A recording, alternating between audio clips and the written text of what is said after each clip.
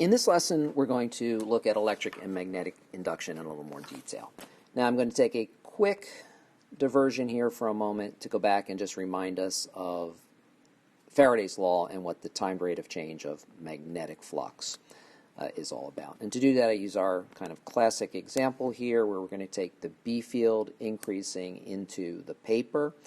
As the B field increases into the paper, the time rate of change of the magnetic flux through our area, right? The time rate of change of that flux, Faraday's law says, generates an induced voltage.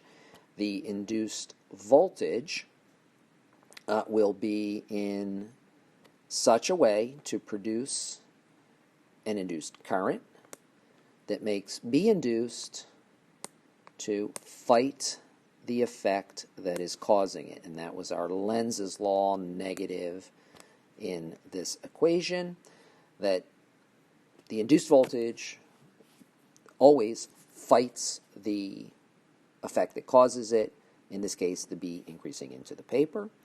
We know the relationship between voltage and electric field, the definitional relationship.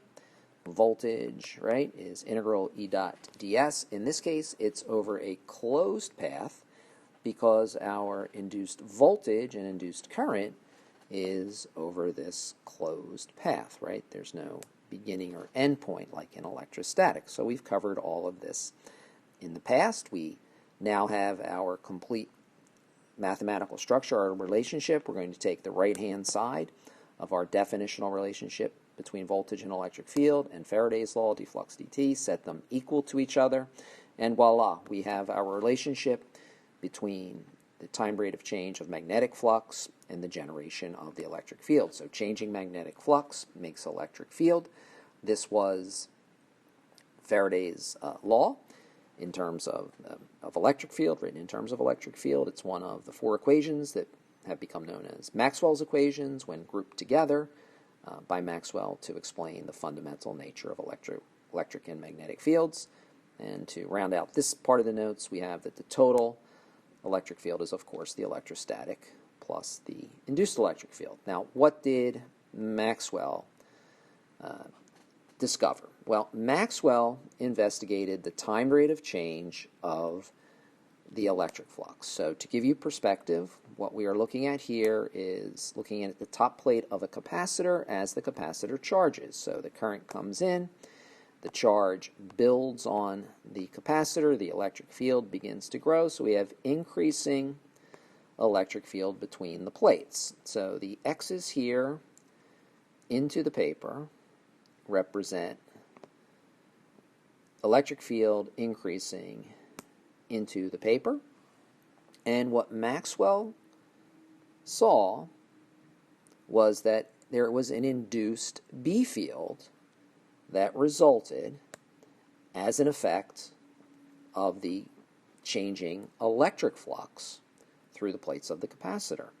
Now, Maxwell knew Ampere's law, and he knew currents, right, even experimentally from Faraday, that current produces magnetic field. So this B induced, Maxwell came up with a mathematical expression to explain B induced, and that was through an I induced, which has become known as Maxwell's displacement current in honor of Maxwell.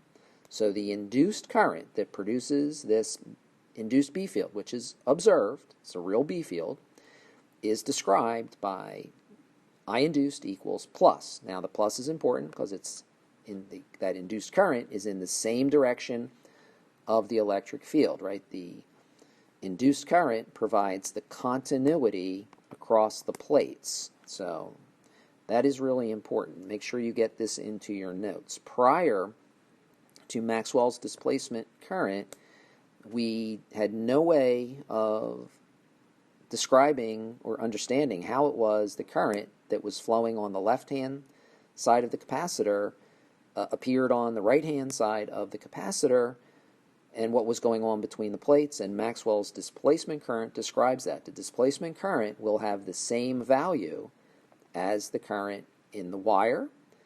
Maxwell's displacement current is a theoretical current. It's not the actual flow of charge.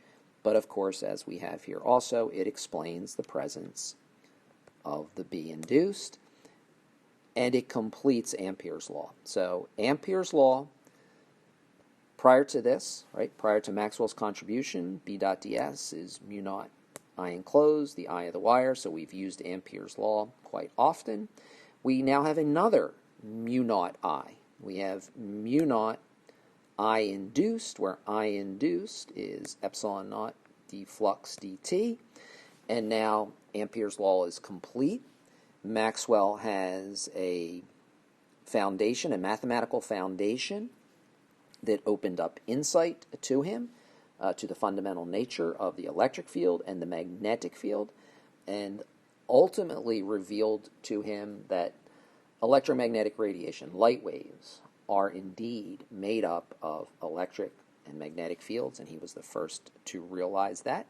So I'm pausing my notes here for you, or pause your notes to make sure you have all of these annotations, and we'll learn a little bit more about Maxwell's realizations for the electric and magnetic fields.